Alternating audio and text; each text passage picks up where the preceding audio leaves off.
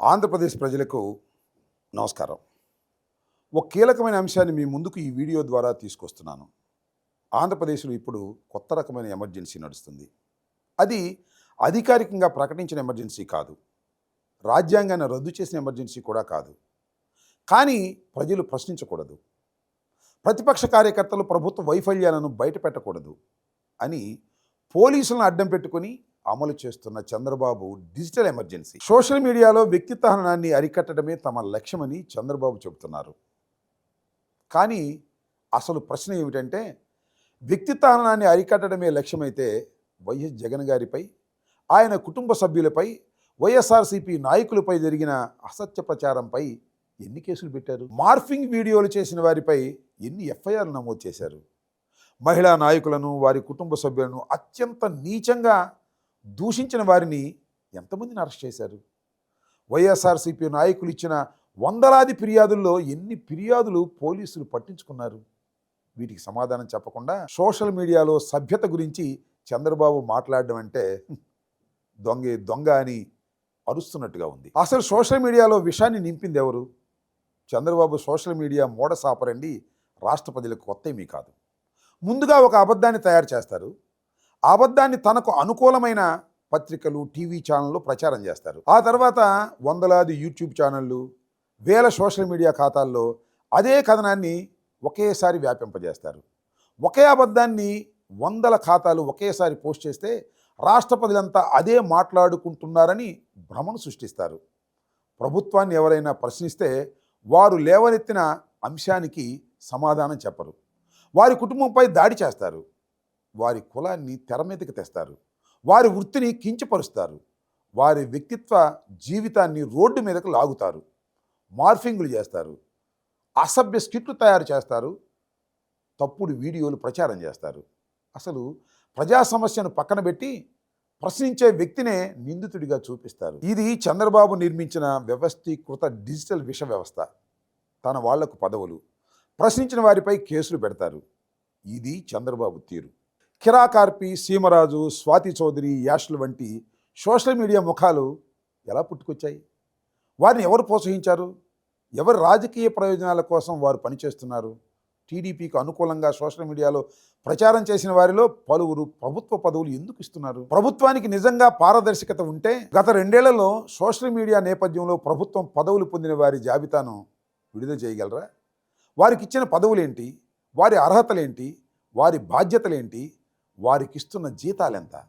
నియామక ఉత్తర్వులు ఎక్కడ అన్న వివరాలు ప్రజల ముందు ఉంచగలరా?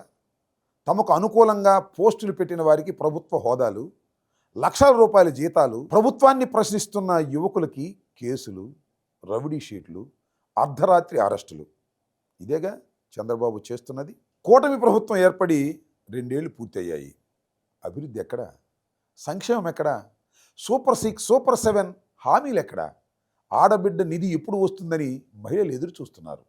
నిరుద్యోగ భృతి ఎప్పుడు వస్తుందని యువకులు ఎదురు చూస్తున్నారు. 50 ఏళ్లకే పెన్షన్ ఎప్పుడు వస్తుందని ప్రజలు అడుగుతున్నారు. కొత్త పెన్షన్లు ఎప్పుడు? కొత్త ఇళ్ళు ఎప్పుడు? ఉద్యోగాలు ఎప్పుడు అని ప్రజలు ప్రశ్నిస్తున్నారు. రైతులు విత్తనాల కోసం తిరుగుతున్నారు. ఎరువుల కోసం గంటల కొద్దీ క్యూలో నిలబడుతున్నారు. పండించిన పంటకు గిట్టుబాటు ధర లేక నష్టపోతున్నారు. మహిళలు భద్రత కోసం ఆందోళన చెందుతున్నారు. నిరుద్యోగులు ఉద్యోగాల కోసం ఎదురు చూస్తున్నారు. కానీ చంద్రబాబు క్యాబినెట్కి అత్యంత అత్యవసరంగా కనిపిస్తున్న సమస్య ఏమిటంటే సోషల్ మీడియా పోస్టులు. ప్రజల సమస్యలపై పూర్తి స్థాయి దృష్టి పెట్టని ప్రభుత్వం సోషల్ మీడియాపై మాత్రం పూర్తి స్థాయి దృష్టి పెట్టాలని పోలీసులను ఆదేశిస్తుంది. సోషల్ మీడియాపై టాస్క్ ఫోర్సులు, క్యాబినెట్ సబ్ కమిటీలు వేస్తారట. మరి కస్టోడియల్ మరణాలపై సబ్ కమిటీ ఎందుకు వేయరు? పోలీసుల దౌర్జన్యాలపై ఎందుకు వేయరు? అక్రమ నిర్బంధాలపై ఎందుకు వేయరు? కూటమి నాయకుల దాడులపై ఎందుకు వేయరు? ప్రభుత్వం నిజంగా మంచి పనులు చేస్తుంటే ఒక సోషల్ మీడియా పోస్టుకి ఎందుకు భయపడాలి? హామీలు అమలు కాకపోవడం, అవినీతి, పోలీసుల దుర్వినియోగం ప్రజల్లోకి వెళుతున్నందుకే ప్రభుత్వం ఉలిక్కి పడుతోంది. ఒకే చట్టం అందరికీ వర్తించదా? వైఎస్ జగన్ గారిని ముఖ్యమంత్రి స్వయంగా వ్యక్తిగతంగా అవమానిస్తూ మాట్లాడడం వ్యక్తిత్వ హననం కాదా?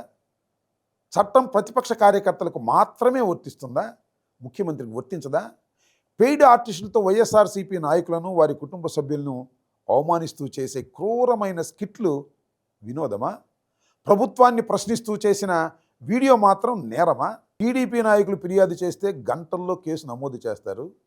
వైఎస్ఆర్సీపీ నాయకులు ఫిర్యాదు చేస్తే చెత్తబుట్టలో వేస్తారు. ఇది చట్టపాలన కాదు. ఇది అధికార పార్టీ కోసం ఒక చట్టం, ప్రతిపక్షం కోసం మరొక చట్టం.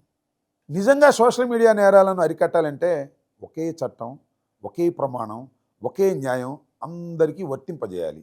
అలా చేసే ధైర్యం చంద్రబాబు ప్రభుత్వానికి ఉందా? టాస్క్ ఫోర్స్ పేరుతో రాజకీయ నిఘా వ్యవస్థ. సోషల్ మీడియాపై ప్రత్యేక టాస్క్ ఫోర్స్ ఏర్పాటు చేస్తారట. నేరాలను అరికట్టడానికా, లేక ప్రభుత్వాన్ని ప్రశ్నించే ఖాతాలను గుర్తించి వేటాడటానికా? బయట నుంచి ప్రత్యేక సిబ్బందిని తీసుకోవాలని ముఖ్యమంత్రి ఆదేశించడం చూస్తుంటే పోలీసు వ్యవస్థకు సమాంతరంగా రాజకీయ నిఘా వ్యవస్థను తయారు చేస్తున్నారా అన్న అనుమానం వస్తుంది. ఈ task force TDP social media నుండి వస్తున్న ఫేక్ న్యూస్, మార్ఫింగ్లు, అసభ్యకర వీడియోలను కూడా విచారిస్తుందా? ఐటీడీపీ ఖాతాలు, అనుబంధ యూట్యూబ్ ఛానళ్ళు, వాటి ఆర్థిక లావాదేవీలపై కూడా విచారణ చేస్తుందా?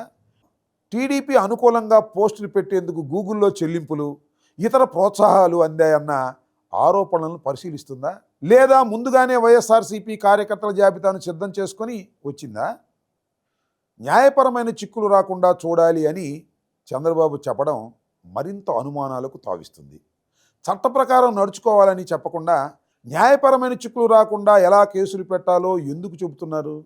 ముందుగా వ్యక్తిని లక్ష్యంగా నిర్ణయించి తర్వాత అతనికి సరిపోయే సెక్షన్లు వెతకాలనే సంకేతం ఇది. ఏది నిజం, ఏది అబద్ధం అని చంద్రబాబు ఆయన మంత్రులే నిర్ణయిస్తారా? లేక స్వతంత్ర విచారణ సంస్థలు, న్యాయస్థానాలు నిర్ణయిస్తాయా? ప్రశ్నిస్తే రౌడీ షీట్లు, అర్ధరాత్రి అరెస్టులు, ప్రభుత్వాన్ని నిలదీసిన యువకులపై రౌడీ షీట్లు తెరవడం, అక్రమంగా పోలీస్ స్టేషన్లకు పిలిపించటం, గంటల కొద్దీ విచారించటం, ఫోన్లు స్వాధీనం చేసుకోవటం, కుటుంబ సభ్యుల్ని బెదిరించటం, అర్ధరాత్రి ఇళ్లపైకి పోలీసులు పంపించటం, ఇవన్నీ ప్రజాస్వామ్యంలో జరుగుతున్నాయా లేక నియంతృత్వ పాలనలో జరుగుతున్నాయా? ప్రతిపక్ష కార్యకర్తలు ఇళ్లపై దాడులు చేసిన వారు వీడియోలో స్పష్టంగా కనిపించినా అరెస్టులు ఉండవు. కానీ ఒక పోస్ట్ పెట్టిన యువకుడికి ఇంటికి మాత్రం అర్ధరాత్రి పోలీసులు వెళ్తారు. పోలీసుల పని ప్రజల ప్రాణాలు, ఆస్తులు, హక్కులను కాపాడటం. ముఖ్యమంత్రి, మంత్రులు, కూటమి నాయకులు రాజకీయ ఇమేజ్లను కాపాడటం కాదు. ఒక పోస్టును ఆర్గనైజ్డ్ క్రైమ్గా చూపిస్తారా? ఒక యువకుడు పోస్ట్ పెడితే అతన్ని ఆర్గనైజ్డ్ క్రైమ్కు లింకు చేయడం అత్యంత ప్రమాదకరమైన ధోరణి. ముందుగా నేరం జరిగిందా లేదా అని దర్యాప్తు చేయాలి. కానీ ముందుగానే బెయిల్ రాని సెక్షన్ పెట్టాలని నిర్ణయించడం ఏంటి? న్యాయస్థానం తీర్పు ఇవ్వకముందే ప్రభుత్వం శిక్ష విధిస్తుందా? ప్రధాన మీడియాని మేనేజ్ చేశారు. ఇప్పుడు సోషల్ మీడియాని పోలీసులు మేనేజ్ చేస్తారా? రాష్ట్రంలో ప్రధాన పత్రికలు, టీవీ ఛానళ్ళు ఎక్కువ భాగాన్ని చంద్రబాబు తన అనుకూల ప్రచార వ్యవస్థలుగా మార్చుకున్నారన్న విమర్శలున్నాయి. ప్రభుత్వ వైఫల్యాలను ప్రధాన మీడియాలో చోటు లేకపోవడంతో ప్రజలు తమ సోషల్ మీడియా ఖాతాలనే సొంత ఛానళ్లుగా మార్చుకున్నారు. ప్రభుత్వ అవినీతిని బయటపెడుతున్నారు. పోలీసుల దౌర్జన్యాలను రికార్డ్ చేస్తున్నారు. పోలీసుల వైఫల్యాలను ప్రశ్నిస్తున్నారు. ప్రజల చేతిలో ఉన్న ఒకే ఒక్క వేదికను కూడా చంద్రబాబు తట్టుకోలేకపోతున్నారు.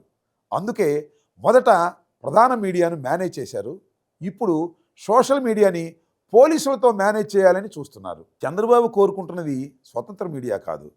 తన్ను పొగిడితే జర్నలిజం, ప్రశ్నిస్తే నేరం అన్నట్టుగా పాలన చేస్తున్నారు. పోస్టులపై పవర్ పాయింట్, ప్రాణాలపై మాత్రం మౌనం.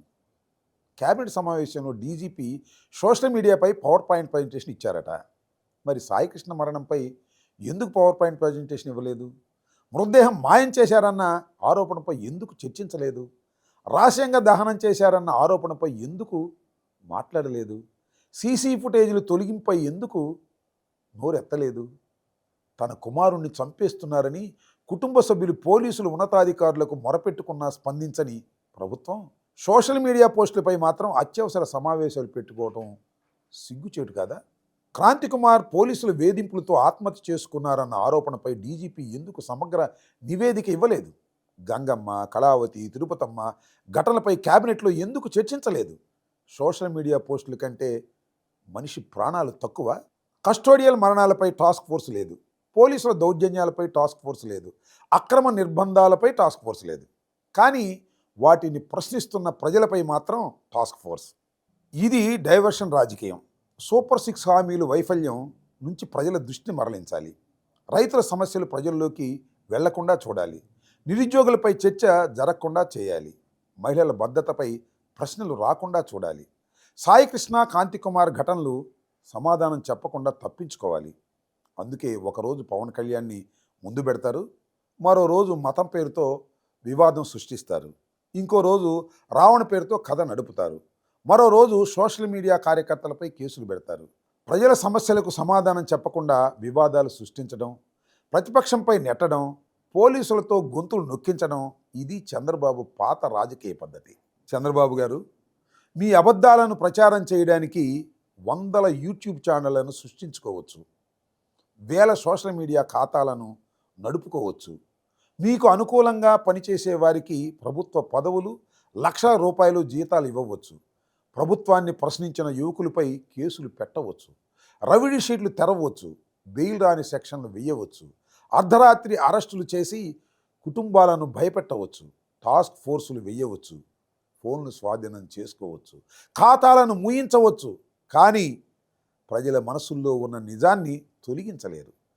ప్రజలను కొంతకాలం భయపెట్టవచ్చు, కొన్ని గొంతులు తాత్కాలికంగా నొక్కవచ్చు, కానీ ప్రతి గొంతును శాశ్వతంగా మూయించలేరు. సోషల్ మీడియాలో విషాన్ని నింపిన వారే ఇప్పుడు సోషల్ మీడియాను శుద్ధి చేస్తామని చెప్పడం దెయ్యాలు వేదాలు వర్ణించినట్టుగా ఉంది.